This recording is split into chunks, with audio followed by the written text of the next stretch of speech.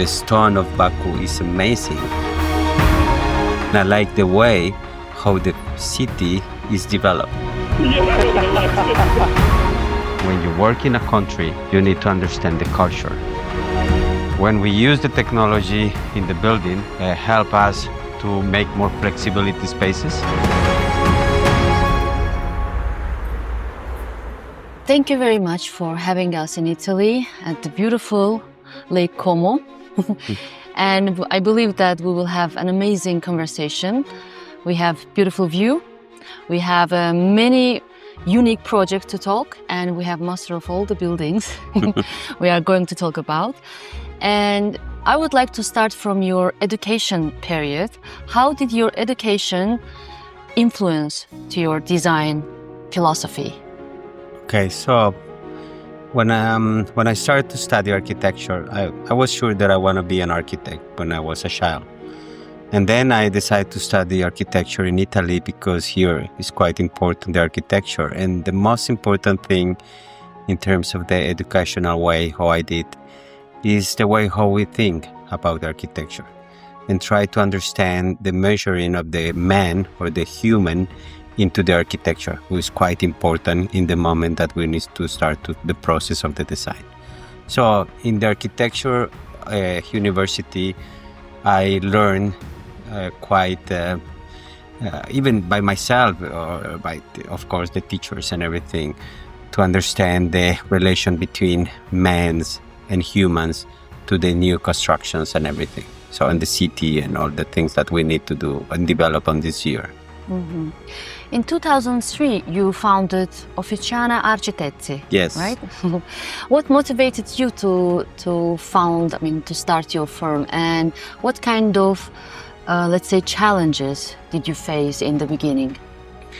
Okay, I think we need to be brave to make an office. It's not easy, especially in a country like Italy, where we have a lot of architects, and it's not easy to be an architect.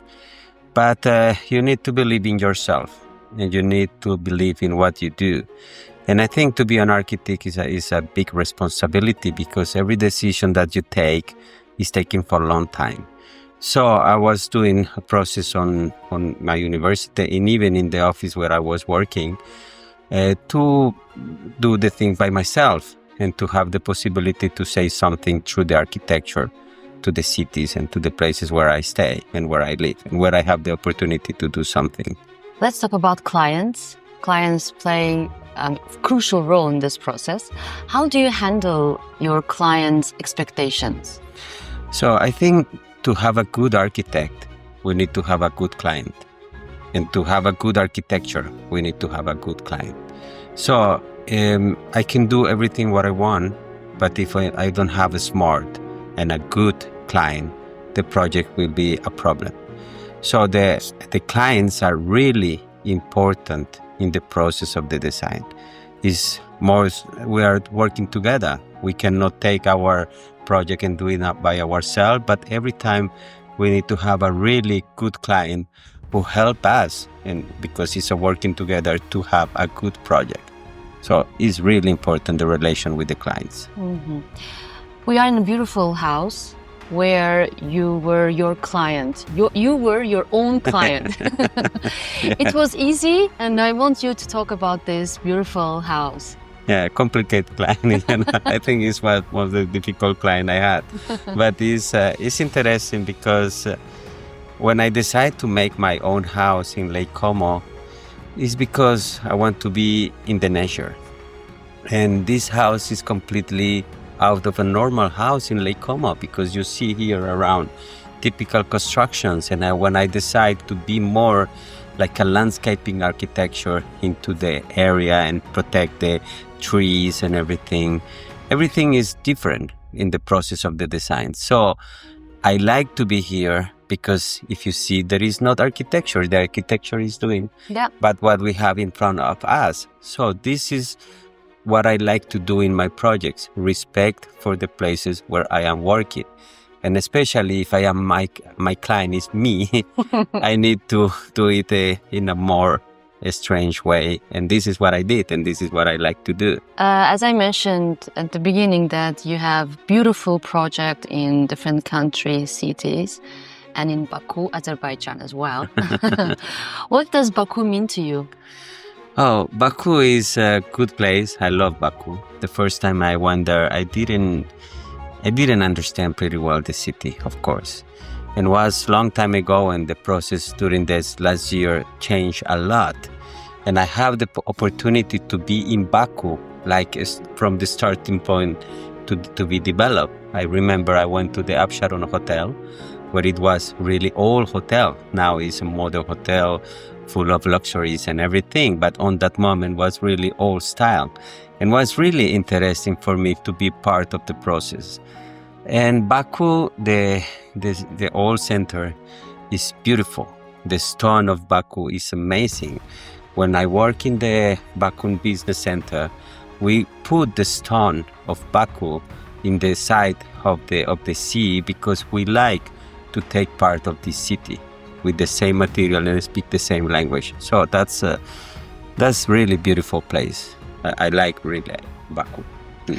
You have different projects in Baku, like as you mentioned, Baku Business Center, Baku Port, and Satko.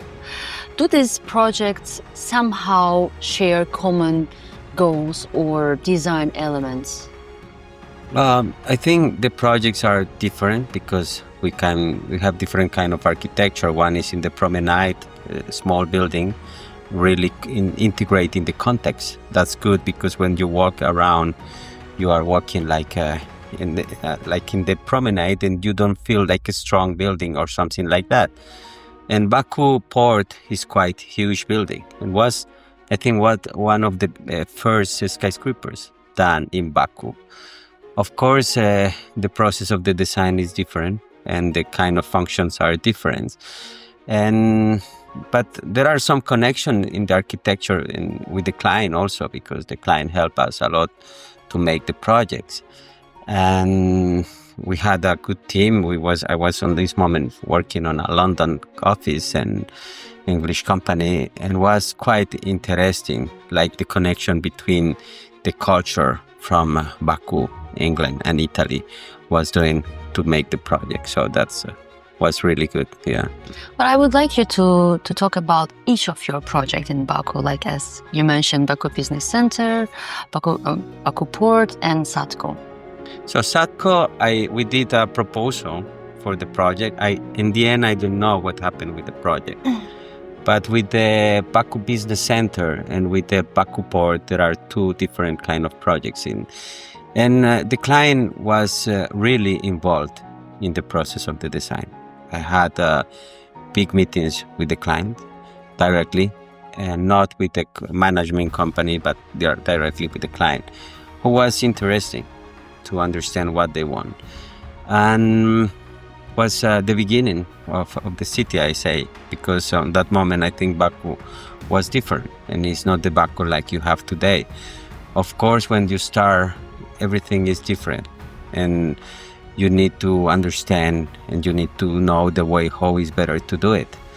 And on that moment, everything was new, because I think was one of the biggest first projects done in Baku on this type of scale. I don't know if I'm wrong, but after that, they made the Flame Towers, and they made another big projects in Baku. But the first one, I think, was this one.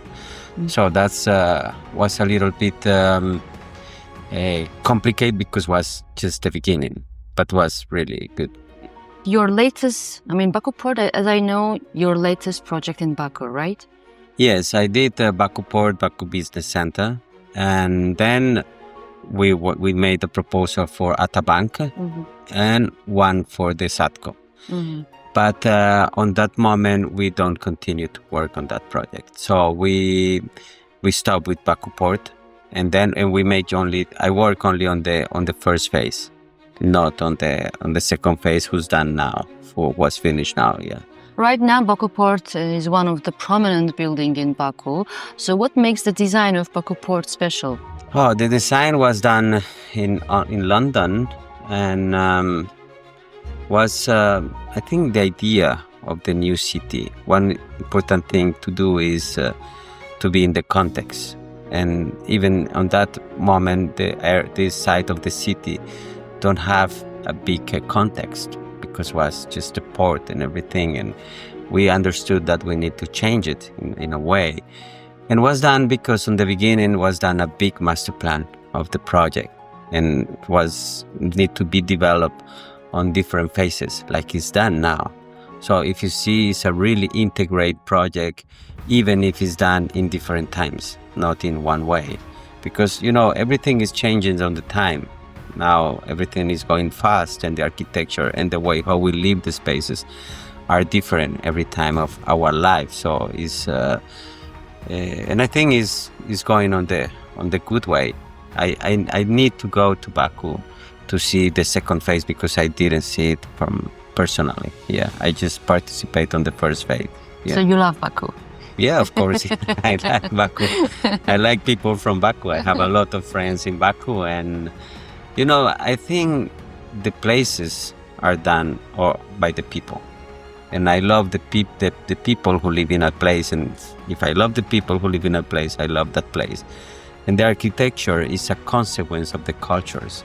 You know, I work in something like 40 countries, and every country is completely different. And even in some countries, you have different kind of culture. Like in Italy, you go south of Italy, north of Italy, whatever.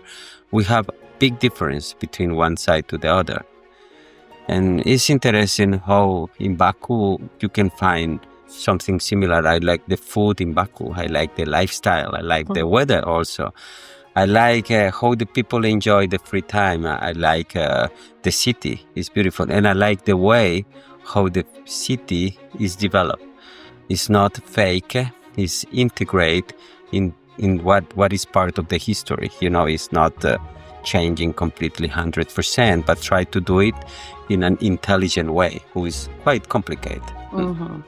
Now we are interviewing you as a bureau team, but I know that you have very, very old story about bureau, and you play an invaluable role in the creation of bureau project. So let's talk about this, how it starts. Okay, so it's you know, in my life I have I say accidents, but we have positive accidents. So it's not a car accident. No. When I say accident, accident, it's something that is something and you don't think it happened. Yeah. And this is positive because, as I told you, every time that I travel and every time that I go in a place, I try to create a relation with the people.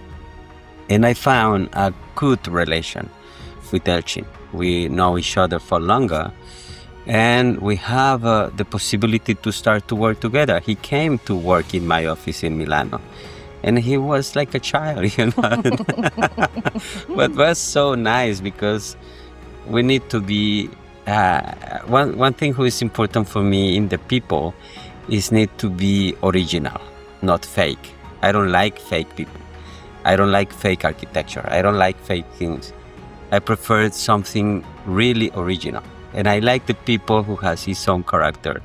And the architecture is the same. So when I met Elchin, I found him like an original piece of architecture, you know. So this is interesting, and we continue our relation, and everybody is happy. And when we meet each other, you don't need to dress for the moment. You are like you are, and that's all. And this is what we need to do every time. And for me to be an architect is to be on this way.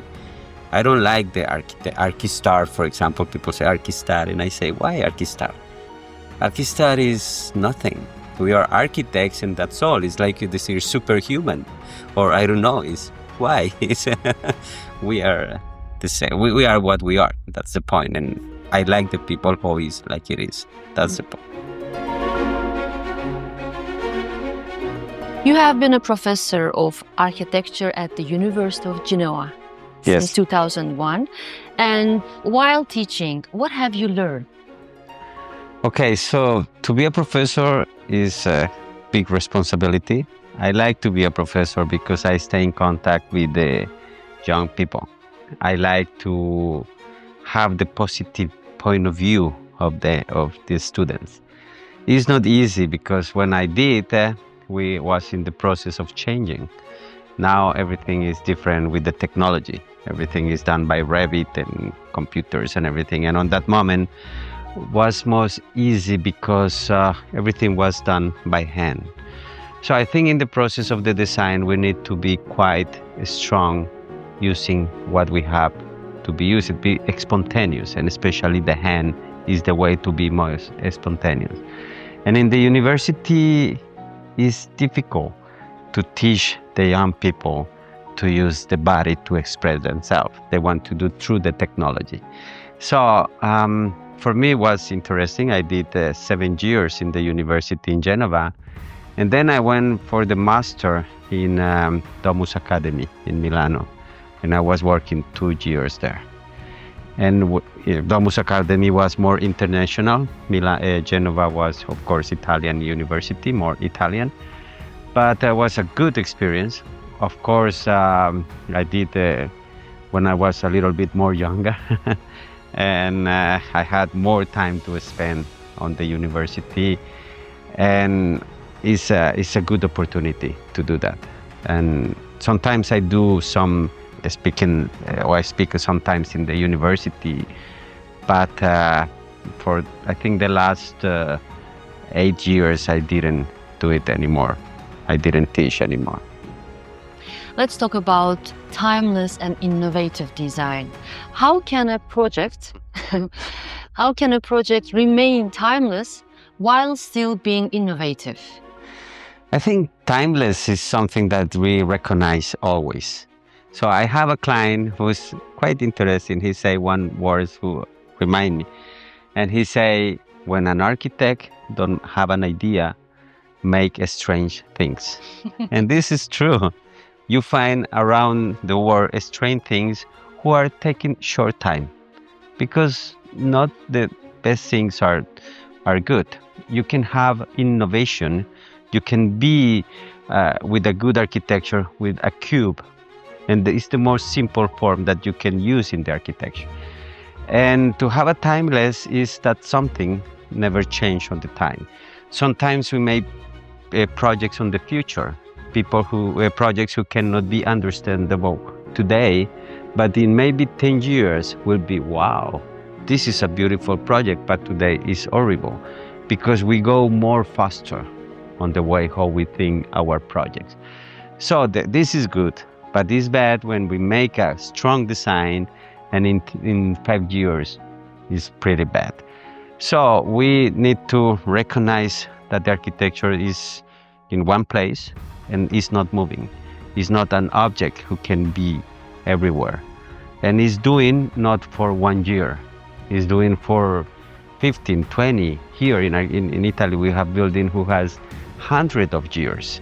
It means the architecture is done well and everybody recognizes them, like this architecture is part of them.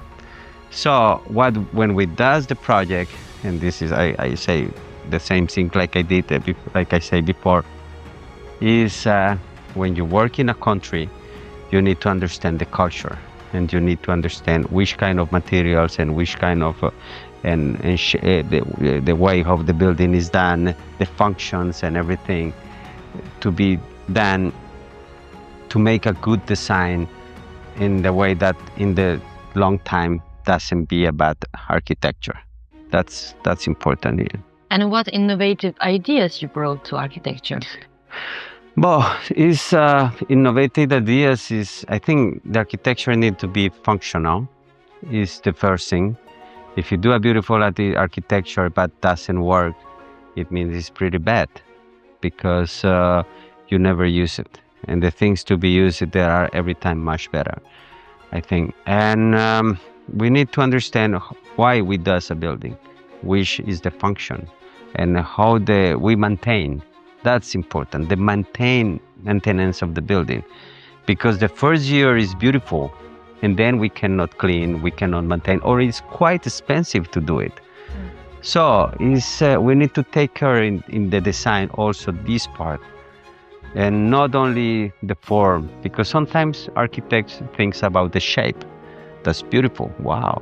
And it's true. But then, how we can maintain this building? If it's something broken, how much time we take to make it again functional? So that's important. It's really important.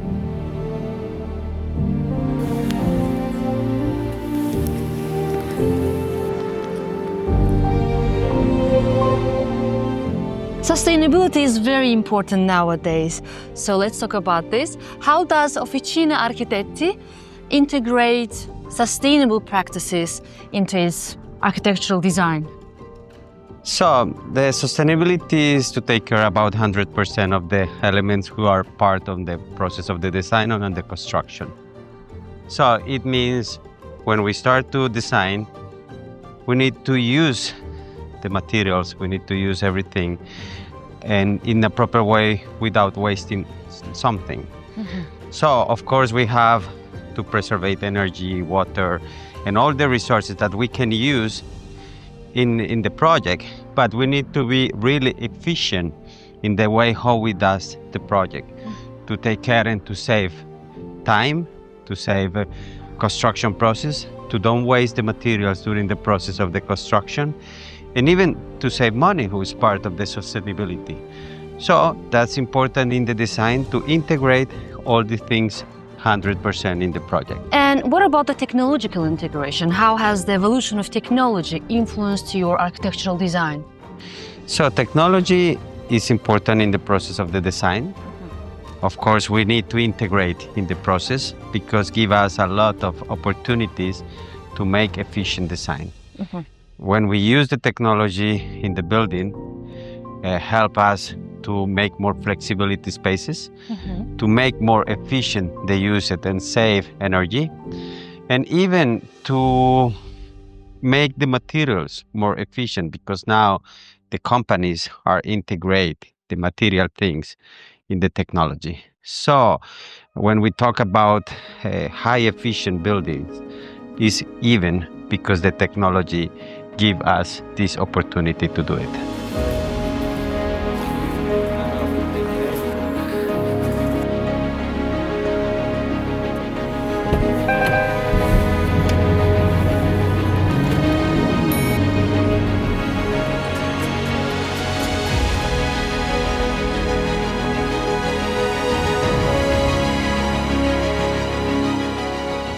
Elektrik gərginliyinin ölçü vahidi olan volt onun şərəfinə adlandırılıb. O göstərdi ki, elektrik siqnalı yalnız canlı toxumalarda deyil, metallar arasında da yarana bilər. O kəşflərinə görə Napoleon tərəfindən şərəfləndirildi və ona qraf titulu verildi. Onun işləri müasir elektrik mühəndisliyinin və texnologiyasının əsasını qoydu. Haqqında bəhs etdiyim şəxs fizikaya böyük töhfələr vermiş İtalyan alimi Alessandro Volta'dır. O məhz bu möhtəşəm evdə yaşayıb yaratmışdır.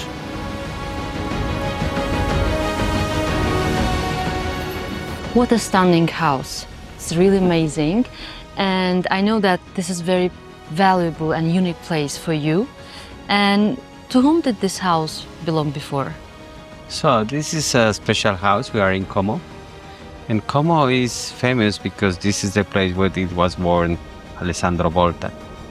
And this is the house of Alessandro Volta. So for us has a big value, not because it's in Como, but even because it's the Alessandro Volta's house. And it represents a lot for us because this is a unique place, has full of history.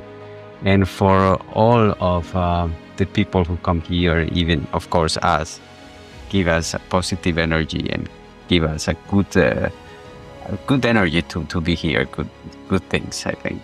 And what kind of design elements we can observe and we can see here? So we have the wooden is quite really important here because it's really old. And we have the fresco. We have the 2 rooms with fresco in the ceilings, which is part of the history of the building.